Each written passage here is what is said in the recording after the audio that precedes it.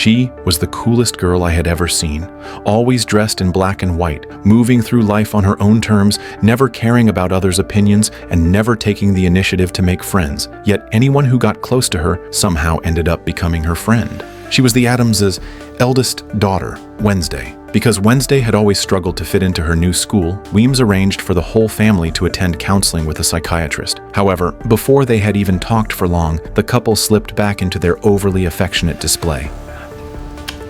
Enough!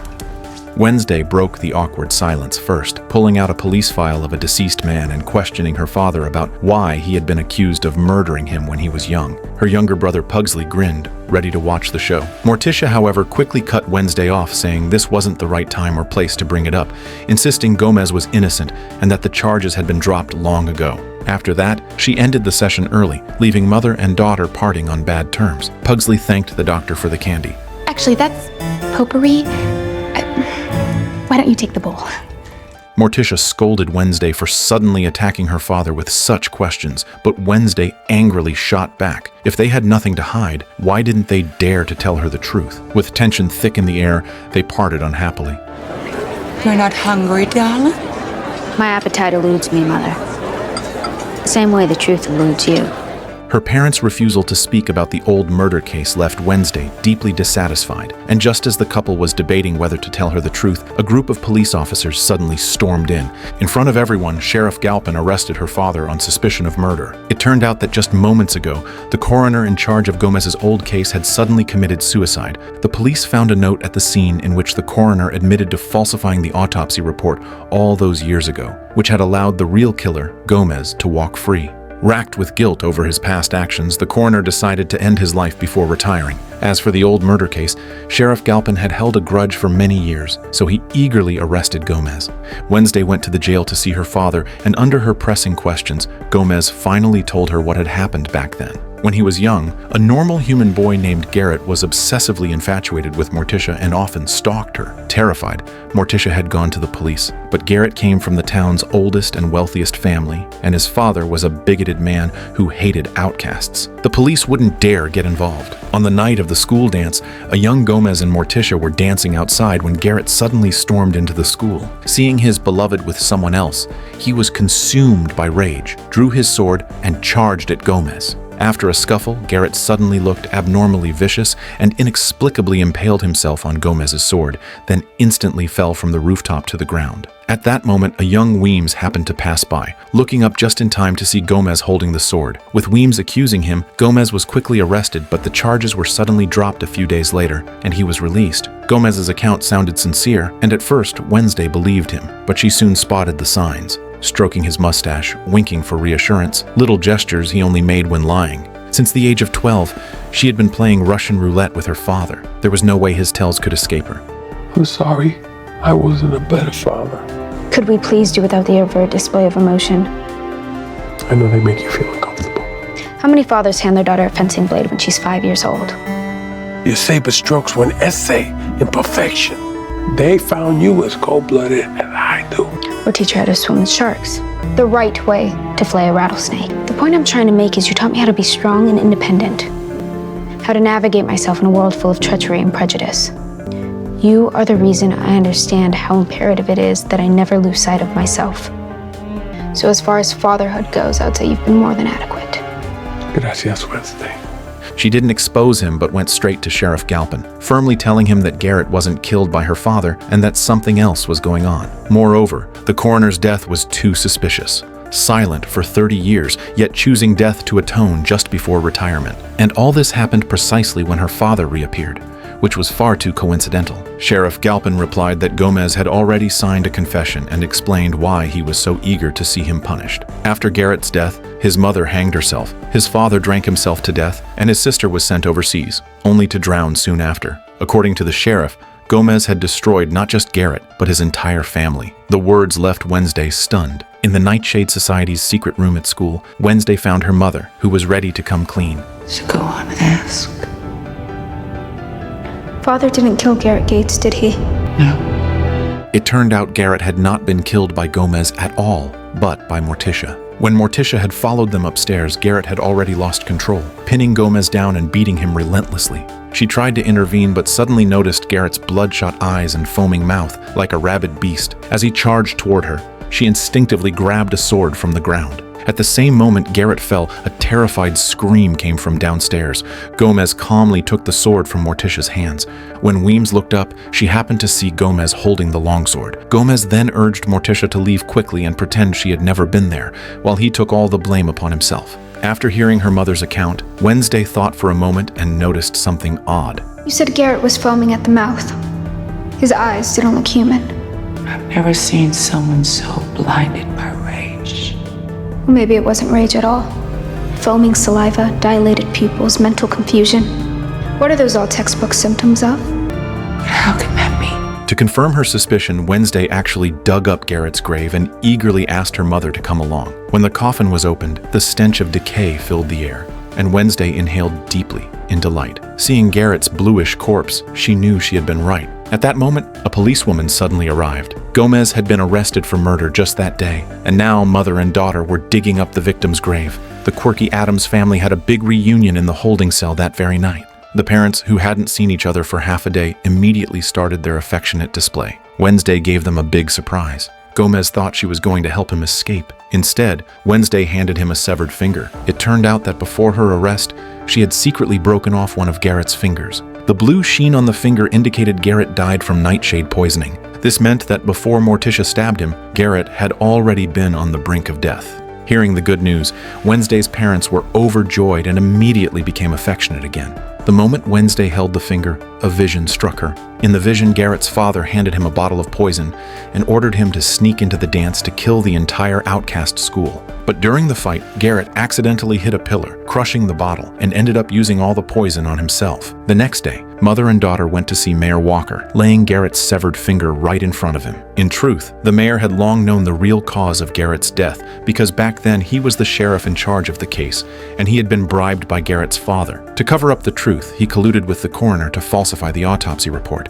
but at least his conscience remained, so he released Gomez, citing insufficient evidence. Mother and daughter threatened the mayor's reputation, demanding he release Gomez immediately and that the entire police department issue a full and clear apology. Mayor Walker had no choice but to comply. Once the crisis was resolved, the rift between Wednesday and her mother began to ease. When did your visions begin?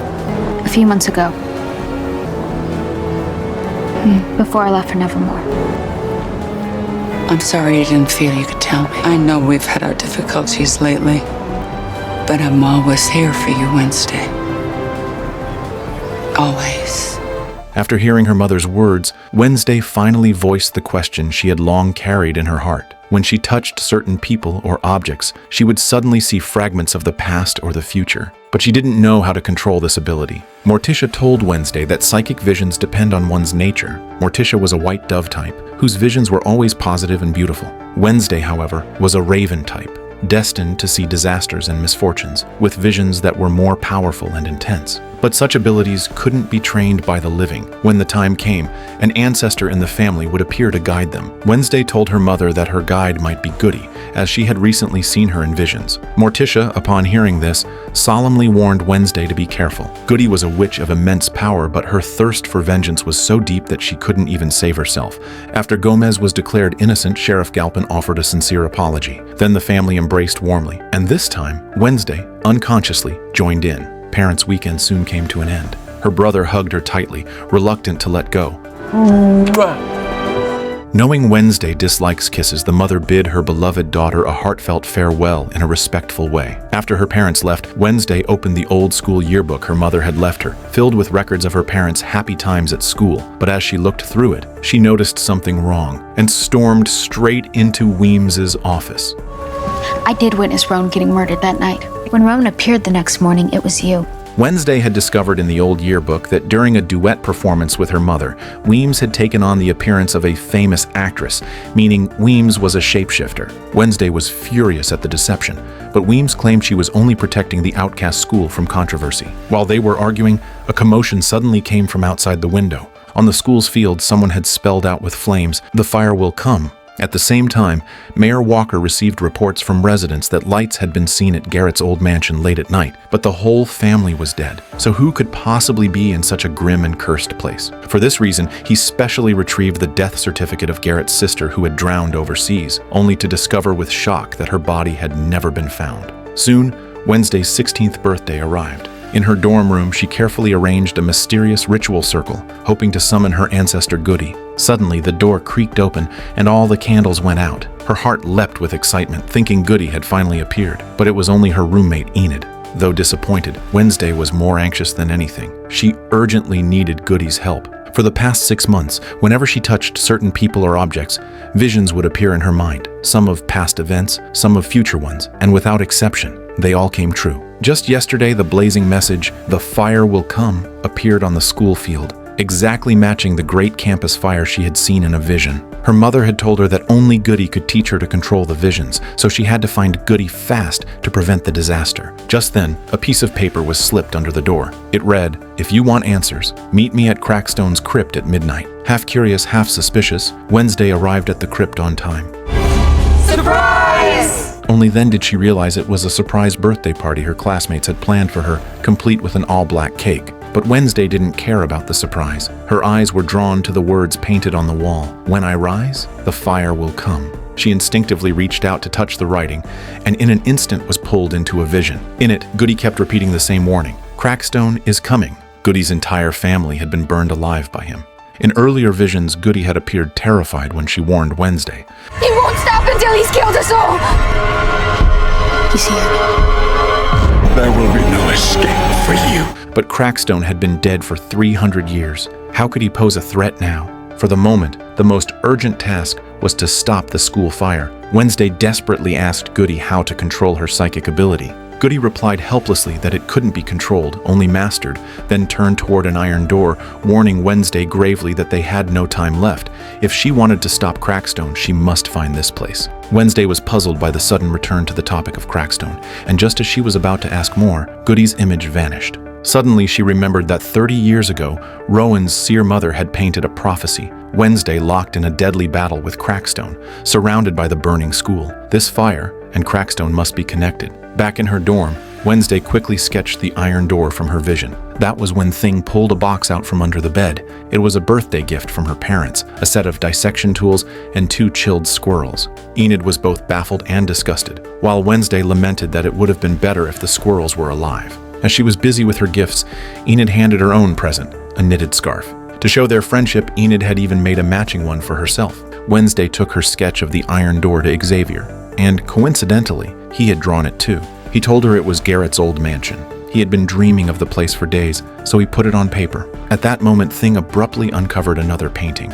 Xavier moved his hand, and the painted Wednesday began playing the cello. Faced with Xavier's intense admiration and affection, Wednesday felt conflicted, because she still suspected that Xavier was the monster responsible for the frequent killings. So she turned and left without a word. She went straight to Garrett's old mansion. Just as she was about to enter, she sensed movement inside and hid. Moments later, Mayor Walker stepped out, calling Sheriff Galpin to say he knew who the mastermind was and arranging to meet him at a cafe. With Thing distracting the mayor, Wednesday slipped into his trunk. However, upon reaching the coffee shop, Mayor Walker had just stepped out of the car when a blue vehicle suddenly hit him, then sped away. By the time Sheriff Galpin arrived, all he saw was Mayor Walker lying on the ground and Wednesday standing nearby. After taking her statement, he let Wednesday return to school. When Weems found out, she was furious. With several murders happening in town and Wednesday somehow involved each time, she ordered the school locked down and revoked Wednesday's off-campus privileges. But Wednesday didn't give up on the investigation. She first called Tyler, pretending to ask him on a date, and told him to meet her at the school gates at 8 p.m. Then she tricked Enid, saying she wanted a girls' moonlit bonding night. Naive Enid used her transformation as an excuse to get an off-campus pass. When they met in the car, Enid and Tyler were both confused. He's our Uber driver? Uber driver? I thought this was a girls' night out. I thought we were going on a date. There's been a change of plans. Just drive. In the end, they had no choice but to go along with Wednesday. Just after they left, Xavier arrived at Wednesday's dorm. He wanted to apologize for that last drawing, but from Thing he learned that Wednesday had gone to the old mansion. By then, the three had already reached the mansion, but this time the front door was locked. Tyler shook it hard, but it wouldn't budge. Enid said she would give it a try, and to Tyler's shock, she pulled it open in just 2 tugs. She calmly explained it was thanks to her werewolf genes. The moment they stepped inside, Wednesday spotted the very same blue car that had run down Mayor Walker.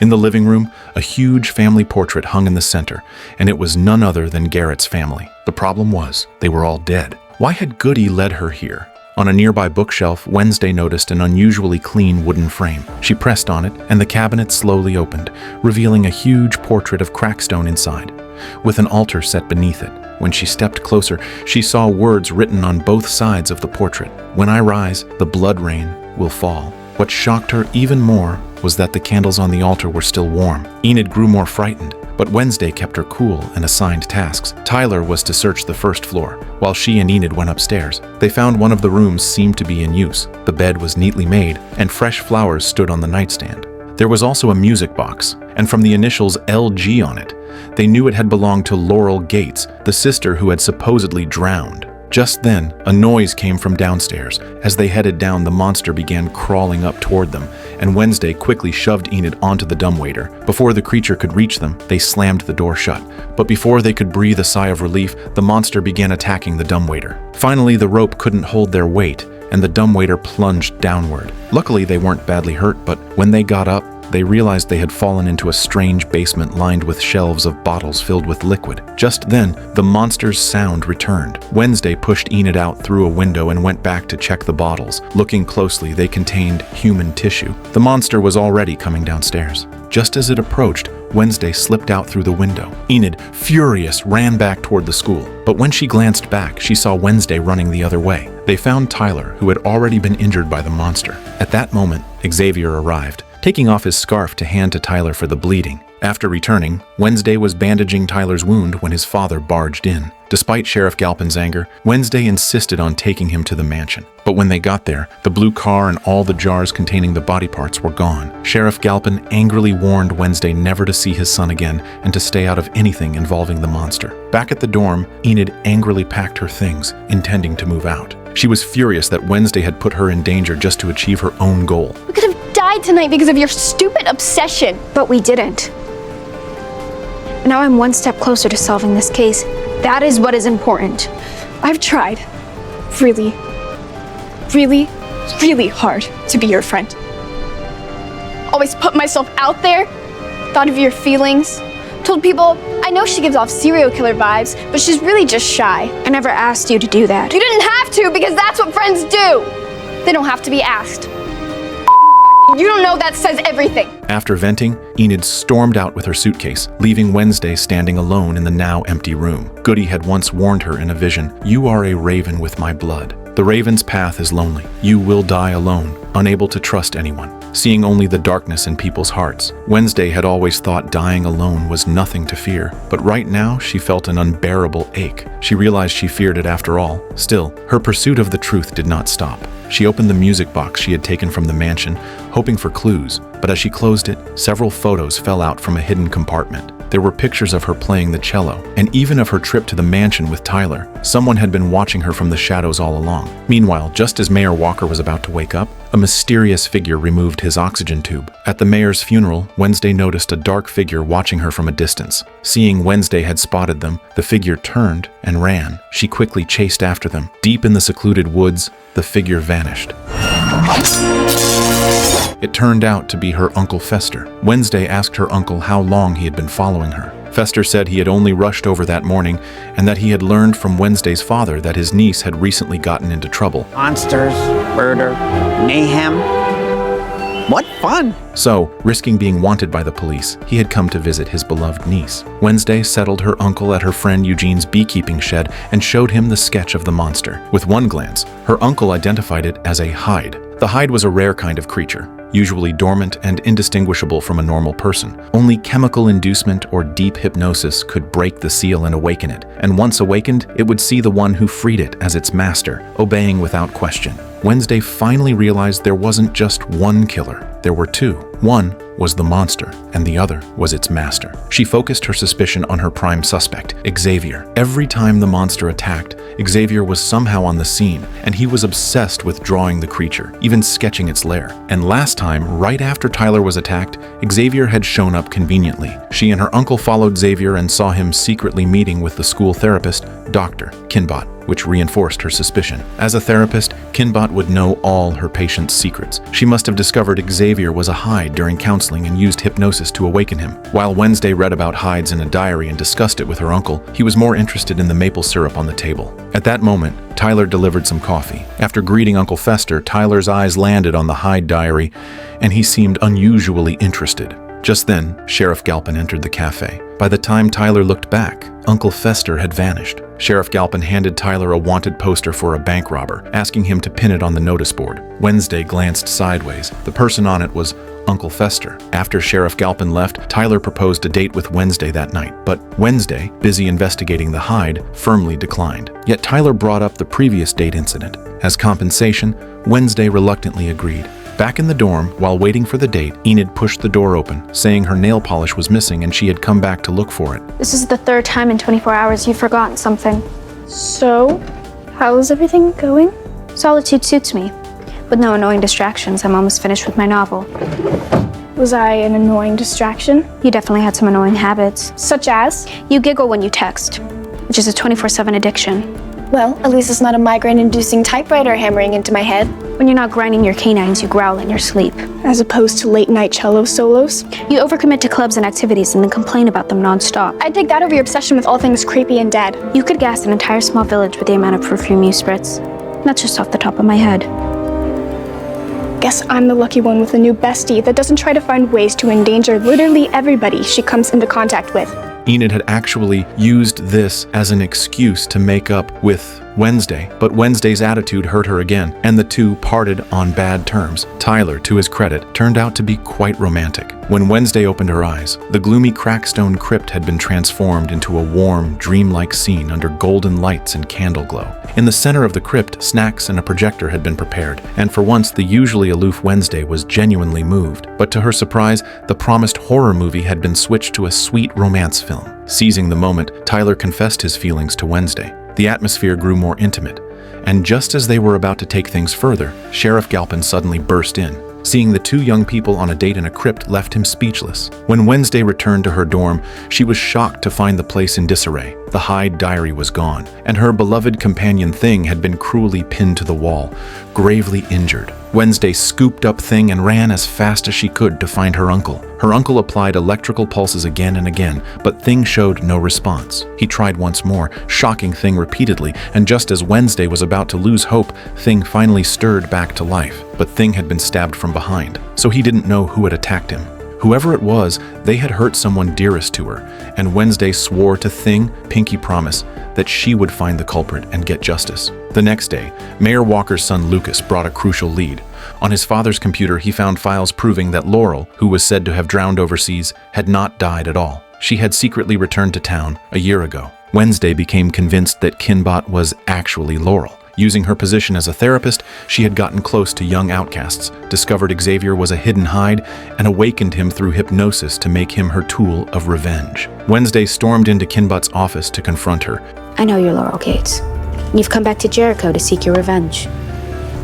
But Kinbot flatly denied everything. To Wednesday's shock, moments after she left the clinic, Kinbot was attacked by the Hyde. The Hyde had turned on its master. Determined to stop it from hurting anyone else, Wednesday decided to take down Xavier immediately. That night, when Xavier returned to his studio, Wednesday was already waiting. She slammed the knife used on Thing into the table. Xavier vehemently denied everything, but Wednesday yanked away his newest painting, clearly showing the scene of Kinbot's attack. She then found Eugene's glasses, secret photos of herself, and Kinbot's personal necklace in the studio. Before Xavier could explain, Sheriff Galpin arrested him. With the nightmare seemingly over, Wednesday returned to the dorm in relief, only to be pleasantly surprised that Enid had moved back in. You're back. I'm gone for a few days, the place gets trashed, and Thing almost dies. Someone's gotta look out for you two. Why the sudden change of heart? Because we work. We shouldn't, but we do. It's like some sort of weird friendship anomaly. Everything you said about me is true, but I don't apologize for it. Not anymore. It's just who I am. Wednesday gave her a small nod, and their rift began to heal. Taking advantage of the rare calm, Wednesday went to the cafe to find Tyler, intent on finishing the kiss that had been interrupted. But as soon as Tyler kissed her back, Wednesday was pulled into a vision. She saw the monster attacking Kinbot, then slowly transforming back into Tyler. Tyler was the real Hyde. Wednesday staggered out of the cafe, never imagining that the boy she had just grown fond of was the very monster she had been hunting all along. That night, under the cover of darkness, Wednesday lured Tyler to a small grove. Before he could react, members of the Nightshade Society surrounded him. You're coming with us. In a remote cabin, Tyler was chained tightly. No matter how she threatened him, Tyler feigned innocence, insisting he wasn't the monster. To force him to transform, Wednesday suddenly pulled out a half-meter-long steel saw. This made the classmates panic, as there was no concrete proof Tyler was the monster yet, and vigilante justice was illegal. They reported everything to Weems, who immediately contacted Tyler's father. Just as Wednesday picked up a hammer to test his reaction, Sheriff Galpin burst in. Strangely, Sheriff Galpin didn't intend to press charges against Wednesday. Wednesday instantly realized Sheriff Galpin had probably known about his son all along. She turned to leave, but was suddenly called back by Tyler. Tyler still looked harmless, but his words were chilling. He then gave her a mocking warning. You have no idea what's coming. Under Wednesday's furious gaze, their relationship was completely severed. Sheriff Galpin's condition for not pressing charges was that Wednesday be immediately expelled from Nevermore Academy. This time, even Weems couldn't protect her. Before boarding the train, Wednesday visited Eugene, who had just woken up. Eugene mentioned that on the day he was attacked, he vaguely remembered seeing the person who blew up the monster's lair wearing red boots. This detail hit Wednesday like lightning. The Hyde's master wasn't Kinbot at all, but Thornhill, who always wore red boots. At that moment, Thornhill was extracting nightshade toxin. Wednesday confronted her directly. You can drop the act, Laurel. I should have known it was you. Thornhill tried to cover, but Wednesday told her Tyler had already revealed everything. At first, Wednesday had thought Kinbot used hypnosis to awaken the Hyde, but chemicals extracted from plants could have the same effect. Thornhill was actually Laurel Gates, Garrett's little sister. She had grown up hearing her father talk about Tyler's mother being a Hyde, so she targeted Tyler, manipulating him by revealing the truth about his mother. Initially, Tyler wasn't so obedient, so Laurel used the cave and handcuffs, step by step turning Tyler into her servant. Kinbot had noticed Tyler's abnormal behavior, which was why she was killed. After hearing Wednesday's analysis, Thornhill simply stopped pretending. Tyler, honey, make Mama happy and shut her up. Permanently? He's not on your side. Tyler will do anything for me. Heard enough? Under Thornhill's astonished gaze, Tyler transformed into Weems. Weems collapsed without warning, foaming at the mouth, and stopped breathing. Before Wednesday could process this, Thornhill knocked her unconscious with a shovel. Seeing the situation unfold, Thing trembled in the corner. He cautiously retreated and hurried back to the dorm, telling Enid everything that had just happened and asking her to gather the Nightshade Society members. When Wednesday woke up, she found herself hanging inside Crackstone's crypt. It turned out that everything Laurel had done was to bring Crackstone back to life. Years ago, after Crackstone was killed by Wednesday's ancestor, Goody Adams, Goody united other outcasts to establish Nevermore Academy, a place that welcomed children rejected by so-called normal humans, and sealed Crackstone's soul forever in the school's crypt. The Laurel family's mission for generations had been to fulfill Crackstone's wish, to wipe out every outcast in the world, and Garrett had died for that cause. But Laurel chose a different approach. She wanted to use supernatural power to resurrect Crackstone directly, and Wednesday was the key. Goody had sealed Crackstone into a stone coffin with her blood, and only her direct descendant, under a blood moon, could bring him back. With that, Laurel sliced Wednesday's palm, pressing it against the coffin. The moment her hand touched it, a flash of red light burst out. Laurel began chanting incantations incessantly. After thunder and lightning, thick black smoke billowed from the stone coffin. Crackstone was truly resurrected. Seeing Wednesday, he mistook her for Goody and drove a blade into her abdomen. Then he and Laurel left to slaughter all the outcast students at the school. As Wednesday lay dying, Goody appeared, telling her she must pierce Crackstone's black heart. That was the only way to destroy him completely. Goody told Wednesday to take out the necklace Morticia had given her. It was actually a powerful talisman, allowing Goody to pass through Wednesday's body to heal her wounds, but doing so would erase Goody's soul forever. With her final words spoken, Goody smiled and stepped into Wednesday's body, and Wednesday's wound miraculously healed. Meanwhile, to stop the prophecy from coming true, members of the Nightshade Society began evacuating the students while Enid and Thing went to rescue Wednesday, perhaps out of sheer determination to save her friend Enid, who had never transformed into a wolf before, began to change at that very moment. Wednesday raced toward the school but was blocked by Tyler, who transformed into the Hyde and pinned her against a tree. Just as he raised his claws, when the wolf turned its head and growled at her, Wednesday saw the tuft of pink hair and instantly recognized her roommate, Enid. While Enid fought the Hyde, Wednesday sprinted toward the school. By then, Crackstone had already broken in. As he swung his staff, a scene from Wednesday's visions came to life. Students flooding out of the school in panic, with Crackstone blocking those who lagged behind, ready to kill. Xavier rushed in with a bow, but his arrow didn't harm Crackstone at all. Instead, Crackstone turned it back toward him. In the nick of time, Wednesday shielded Xavier, telling him to take the remaining students to safety. Then she yanked the arrow from her shoulder and charged Crackstone in a final duel. The prophecy painting from 30 years ago was now reality. But after only a few exchanges, Wednesday's sword shattered. Crackstone twisted his staff and blasted her to the ground. At that moment, a long sword pierced through Crackstone's back. He turned and struck Bianca, sending her flying. Seizing Crackstone's moment of distraction, Wednesday hurriedly picked up the sword from the ground. Remembering Goody's instruction, she twisted the sword in her hand and completely pierced Crackstone's heart. With an explosion, Crackstone vanished completely. They thought it was all over, but with the sound of a gun being cocked, Laurel approached with a weapon in hand. I might not get to kill all the outcasts, but at least I'll get to kill you, Wednesday. At the critical moment, a bee landed on the barrel, then launched itself at Laurel. Within seconds, a swarm of thousands engulfed her. It was Eugene. He learned from Enid's video that Wednesday was in danger, and despite his weakness and his mother's attempts to stop him, he immediately came to her rescue. Hummer stick together. Wednesday's eyes grew wet. She told Eugene to turn away, then walked slowly toward Laurel. Elsewhere, Enid was still pinned by Tyler when a gunshot rang out. It was Tyler's father. Tyler tried to attack, but Enid blocked him, then delivered a flying kick that knocked him out cold. The unconscious Tyler reverted to human form and was picked up by his father. Exhausted, Enid collapsed to the ground, slowly changing back to human with Thing by her side. Under the admiring gazes of everyone, the usually timid Enid timidly returned to the group, but looking around, she realized Wednesday was nowhere to be seen. Where's Wednesday? When no one answered, Enid felt a pang of dread, until 3 figures appeared in the distance. She ran forward and threw her arms around Wednesday without hesitation, and this time Wednesday didn't resist. Instead, she hugged Enid tightly. From constant rejection to taking the initiative to embrace, Wednesday had finally learned to open her heart to friendship. Once she had seen friends as a burden, keeping her distance from everyone, walking alone. But after everything, she realized friendship and trust were not weights to carry. They were the source of strength to face the darkness. And that was the true meaning of Nevermore Academy. To embrace every unique soul. To accept your own strangeness and that of others. Everyone could be free to be themselves, to hold on to one another, and face the greater unknown world together.